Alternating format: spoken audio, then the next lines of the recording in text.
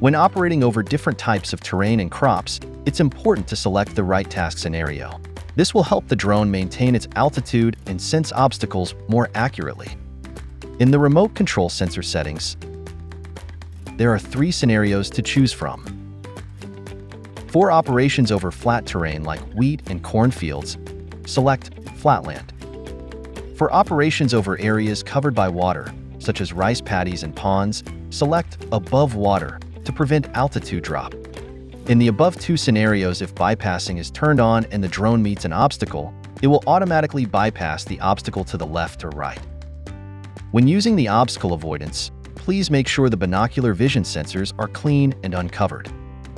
For operations over hilly terrain, like orchards, rolling hills, or other uneven terrain, choose Hill/Orchard for more flexible climbing. Now, when encountering obstacles, the drone will automatically climb and bypass them.